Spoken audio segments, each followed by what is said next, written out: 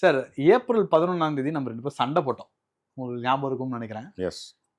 நான் 2 பேரும் அலையன்ஸ் வேணும்னு நினைச்சோம். பட் இவ்ளோ எளியா அந்த அலையன்ஸ் வேணாமே சார். நம்ம இப்ப ஏன் விழறோம்? நம்ம ஏன் எடப்பாடிட்ட விழறோம்?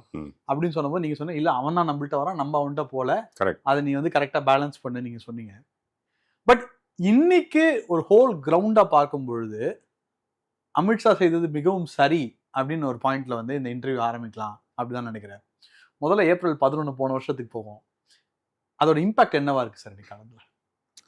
சி 2017 நாகராஜ் கிட்டத்தட்ட அந்த காலகட்டத்தில் திமுகனுடைய கூட்டணி இப்பொழுது இருக்கக்கூடிய கூட்டணியும் சரி ரொம்ப ஸ்ட்ராங்கான ஒரு கூட்டணியாக என்டிஏக்கு எதிராக இருந்தது. ஏன்னா அப்பவும் பார்த்தோன்னா இப்போ இருக்கக்கூடிய என்டிஏ கூட்டணி மைனஸ் டிஎம்டிகே இருந்தாங்க, பாமக கூட இருந்தாங்க, ஏஎம்எம்கே இப்போ இல்லை, பட் ஸ்டில் சப்போர்ட்டிவாக தான் இருந்தது, பாஜக அண்டு அதிமுக அதெல்லாம்.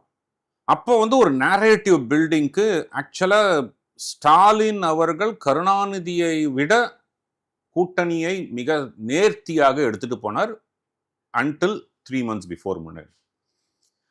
ஸோ அந்த ஒரு கூட்டணிக்கு எதிராக ஒரு அதிமுக என்பது ஒரு தனியாக நான் பலமான கூட்டணி அமைப்போம் சொல்லிட்டு 2024 எடப்பாடி சொன்னார். அண்டு அந்த மாதிரி நிறைய விஷயங்கள் சொன்னாலும் அந்த கூட்டணி என்பது ஒரு எடுபடாத விஷயமாக இருந்தது.